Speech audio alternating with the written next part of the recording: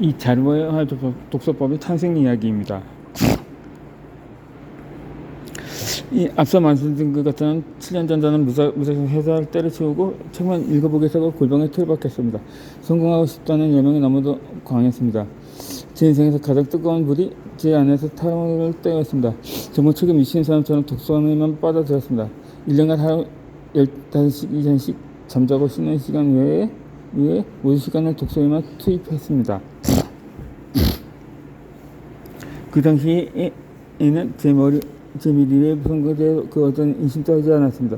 이렇게 2, 3년, 길게는 5년에서 10년만 지속한다면 베스트셀러 몇 권이든 뚝딱뚝딱 써나고 현자들처럼 지혜의 말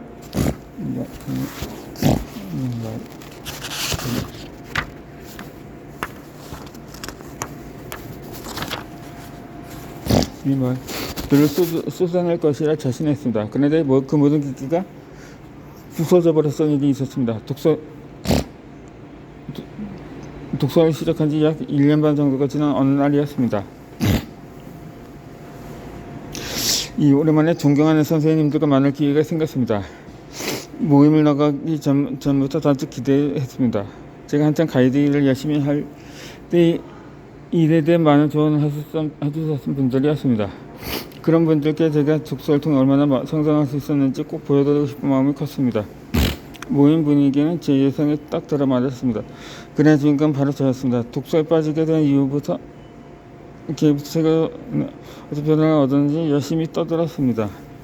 다들 제 일에 관심을 가져서 신이 났습니다. 책을 읽는 보람이 더 크게 느껴졌습니다. 제가 어려워하던 분들 앞에서 한정 상승 모습을 보여줘서 기뻤습니다. 또 제가 좋아하는 호화성이 없는 이력까지 전하며 성취감을 느꼈습니다. 그때 선배 한 분이 가장 좋아해서 책 한 권을 추천드릴 수 있냐고 물어보셨습니다. 잠시 생각하다가 떠올랐던 책 한 권을 추천해 드렸습니다. 그분이 꼭 읽어보겠어 하시면서 그저 어떤 경영이 챙기냐고 제가 질문하셨습니다. 매우 간단하고 자연스러운 질문이었습니다. 그런데 갑자기 머릿속이 하얘졌습니다. 제가 분명 그 책이 좋았다고 말했는데 막상 왜 좋은지 설명하려니까 아무것도 떠오르지 않는 것입니다. 그래서 일단 그 상황을 넘겨야 하니까 한번 읽어보시면 분명 좋다고 느끼실 거라고 하고 화제를 다른 곳으로 돌렸습니다. 대자본 제대로 못했다는 아쉬움이 들긴 했지만 지금 일단 읽고 현재의 만남을 즐기자고 생각했습니다.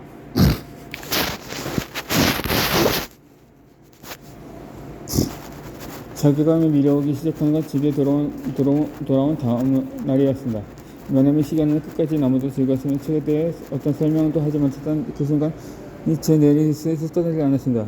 독서는 뭐 필요한 것이라고 친한 동생들에게도 자주 이야기하던 저였습니다. 그런데 간단한 책 설명도 하지 못하는 스스로가 너무너무 싫어졌습니다. 제 방에 조용히 앉아 다시 제게 같은 질문을 전혀 받았습니다. 그 책 내용이 뭐지? 얼마 지나지 않아 확신이 알게 되었습니다. 제 머릿속에 남은 책을 읽겠을 때 느껴서 좀 깨달은 기쁨뿐이라는 것을요. 느낌.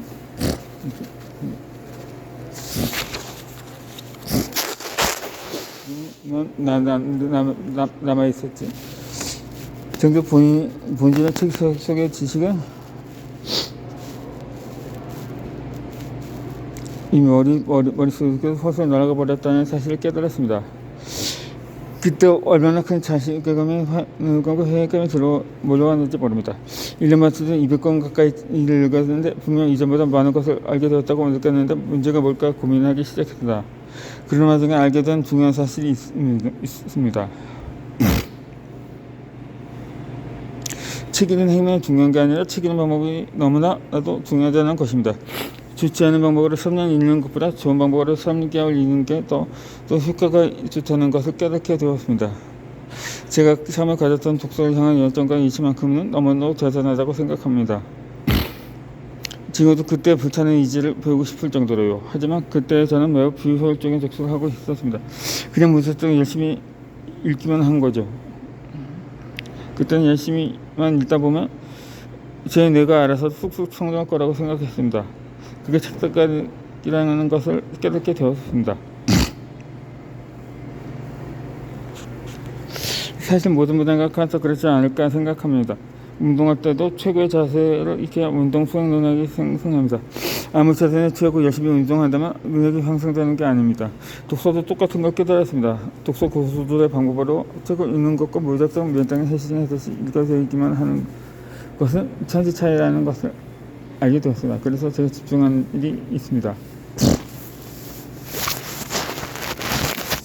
독서 방법부터 쳤던 말입니다. 12개 이지만큼은 아직 사그라지지 않았던 때였습니다. 그래서 저는 하루 15시간씩 독서했던 무식함으로 조금 더 지혜로운 무식함을 비하하기 시작했습니다. 그것은 시중에 있는 독서법 관련 서적들이나 위대한 인물들의 독서법들을 모두 손에 포기했다는 도전이었습니다. 도서관에 있는 독서 관련 서적들을 모두 읽어나가기 시작했습니다. 사서 복권해야 할 것 같다고 판단되는 책들은 돈을 아끼지 않고 구매했습니다. 그리고 중요 내용을 발제하고 모으기 시작했습니다. 거인이 되려면 거인을 얻기 위해서는 방법도 알아야 한다는 생각에 거인들의 지식들을 미친 듯이 수집하고 또 정리했습니다. 독서관의 서적들을 500권 이상을 읽었고 200권 이상은 직접 소장하게 되었습니다. 읽었던 책들 중에서 더욱 중요하다고 여겨진 책들 몇 번이나 반복해 읽었습니다. 그리고 책을 수정한 변문관 속서법을 독서가닥에서 다시 적응했습니다. 읽으면서 머리가 지끈지끈 아파올 때도 많았습니다. 특히 읽어도 끝나지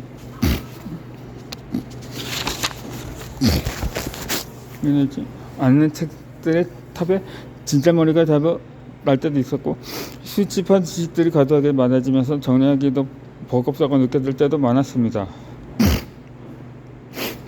이런 시간들을 보내는 것에 대한 회의감이 찾아올 때도 있었습니다. 이렇게 많은 지식들 내가 다 접목하는 게 과연 가능한 일인가?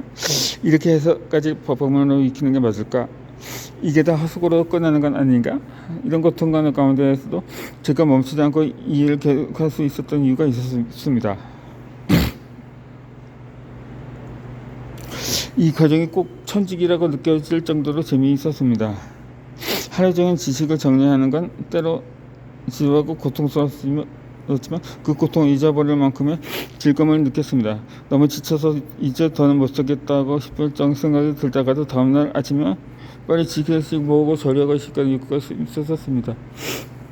이 사람들과 자기 보는 그 자리에 보고서도 끊임없이 모으듯이 저도 딱 그런 모습이었던 것 같습니다. 저는 지식 수집 중독자였습니다. 독서법에 관한 지식을 모으고 또 모았습니다. 만약 지식 수집을 쌓아놓은 것만 거짓말을 그쳤다면 제 독서에도 큰 도움이 없었을 겁니다. 하지만 저는 거인들을 통해서 배움의 사용과 방법을 적응했습니다. 독서법 지식 정리하는 데 그동안 쌓은 독서법 지식을 적응한 것입니다. 이 독서법은 이미 500년 전부터 지식계의 거장들이 활용한 지식거인카드 기법으로부터 발전시킨 것입니다. 우리나라에선 다산 정혜원 선생이 초소독서법이라는 이름으로 자녀와 제자들에게 가르쳤고 이 독서법을 활용해 위대한 지식 성취를 이루셨습니다. 해외도 있습니다. 현대의 마키아벨리로 불리는 전세계 기술가 인간 번성의 법칙을 쓴 로버트 그린 또한 이 지식 공유 시스템을 통해서 지적 작업을 하고 있었습니다. 독일의 사회학자인 니콜라스 르만 교수도 이 방법을 실행했습니다. 일본에서 지혜의 거인으로 불리는 자치바나 다카시도 활용하고 있습니다. 그렇게 거장들의 방법을 적용해 몇 년간 모았던 지식들이 자료화되기 시작했습니다. 5,000개 이상의 작은 지식 덩어리들이 그래서 책길을 찾았죠. 공통적인 것들을 묻고 중요도대로 보류했습니다. 머리를 지끈거리게 만들었던 정보들의 질서가 보이기 시작한 뒤부터는 자료화에 더욱 가속도가 붙었습니다. 처음 암호화로 독서를 시작하고 6년이 지난 2022년 중순에 드디어 제가 딱 원하던 저만의 세계적인 독서 방법론을 표준적으로 정리할 수 있었습니다. 이 독서법이 탄생한 이후 제 일상의 허탕한 자독서가 되었습니다. 현재 저는 영상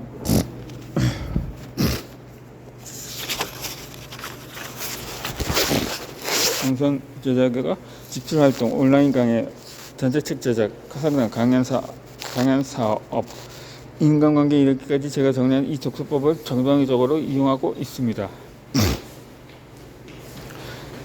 이 자료와 독서법이 특히 좋은 점은 지금 시대의 지식인들이 필수 소양을 자연스럽게 활용해 준다는 것입니다.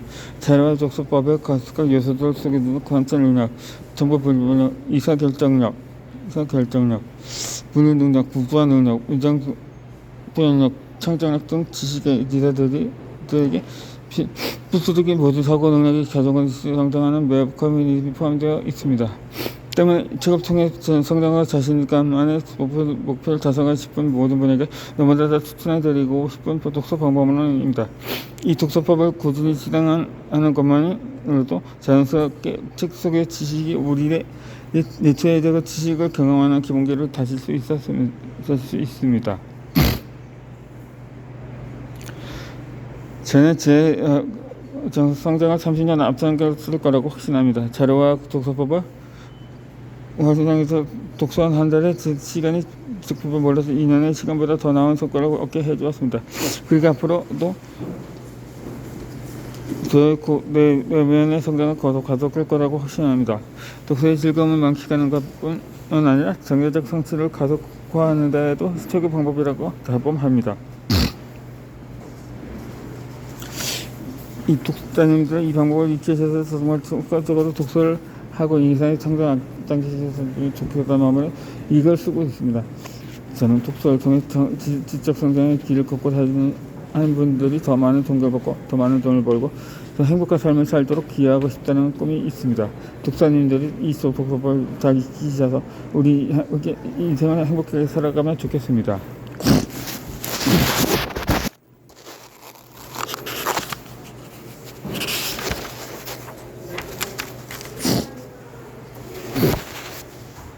목적에 따라 책 성장하기입니다. 효과적인 독서로 향하는 내비게이션이 목적의식입니다. 여러분들은 무엇을 목적으로 독서하나요? 지금 이 영상을 시청하고 있는 이유는 무엇인가요? 지식을 얻기 위해서일 수도 있고 동기부여를 받기 위해서일 수도 있습니다. 잠시 정서적인 안정감을 취하고 싶어서일 수도 있고요. 아니면 제 유튜브 영상을 보고 응원해주고 싶은 마음에 이 책을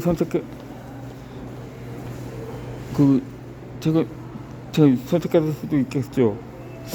너무너무 감사합니다. 목적이 무엇인지보다 더 중요한 게 있습니다. 스스로 그 목적을 인식하고 있느냐 하는 것입니다. 여행을 가면서 목적지 없이 떠나는 사람은 없습니다. 설령 공간적인 목적지를 잡지 않고 무작정 떠나는 여행일지라도 그 사람이 얻고자 하는 정서적인 목적지는 존재할 것입니다. 경쟁하는 편안한 느낌이라든가 관사하는 자유로운 느낌이라든가 하는 것들 말입니다. 아니면 일상의 자유로움부터 떠나 시끌한 분위기를 느끼고 싶을 수도 있습니다.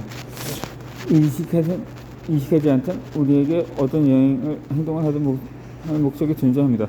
스스로 독서하는 이유를 의식하지 못하고도 할지라도 어떤 목적이 존재할 것입니다. 그렇지 않다면 적극적인 소리를 느낄 수 있는 영상과 게임의 연관성 이 시대에 말입니다.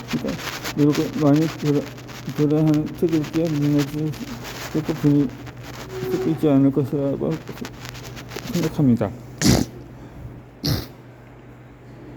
여행을 하던 적서도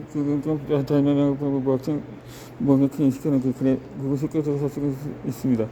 그것을 벗어나고 싶어 여행을 떠나는데 막상 사는 것이 쉽고 못하면 여행이 더 큰 스트레스가 될 것입니다. 독서도 자신 얻고자 하는 걸 무엇인지 정확히 인식했을 때 그 목적 자체 필요한 책을 선택할 수 있습니다. 이거 바로 독서의 목적을 알고 있어야 하는 궁극적인 이유입니다.